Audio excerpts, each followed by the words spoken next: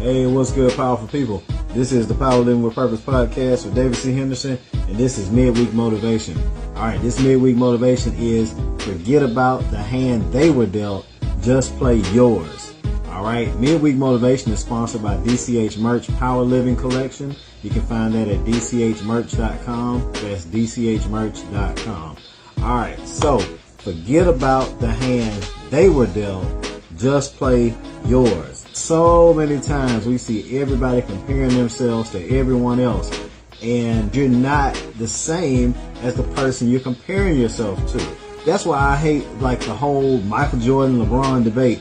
Michael Jordan is a guard. LeBron is a forward. They're two totally different positions. Why are you even comparing the two? You shouldn't even be comparing people who play different positions. It's not the same.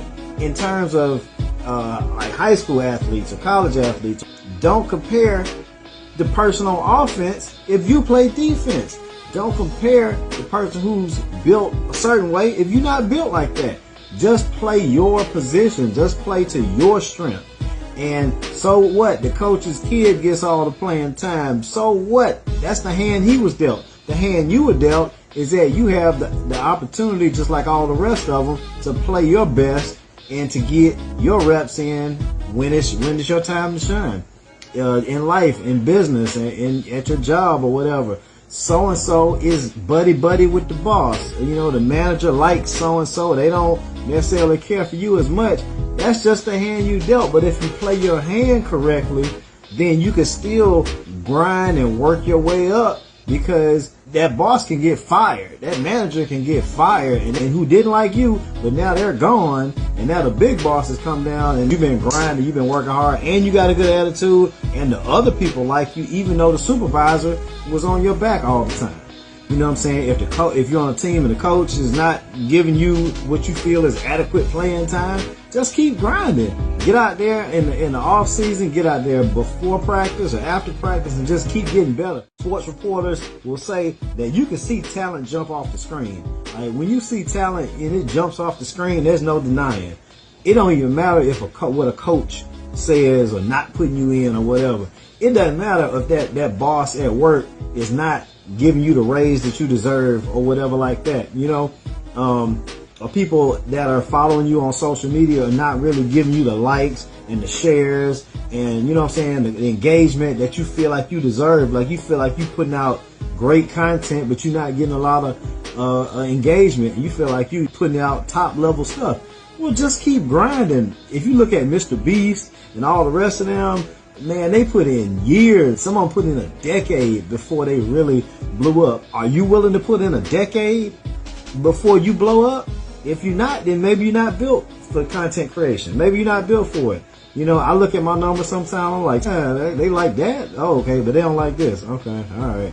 You know, or whatever. But if you're not built for the long haul, then you ain't built at all. You know, so don't worry about the hand that they were dealt. The other people that they were dealt. They got more connections than you. People were certain inner circles. You can still outwork them, outthink them, and outlast them. And you will be at the top if you just stick with it. So don't worry about the hand that they were dealt. Just play your hand. For me, for example, I have a personal responsibility, I feel, to Black America as a future fourth generation PhD.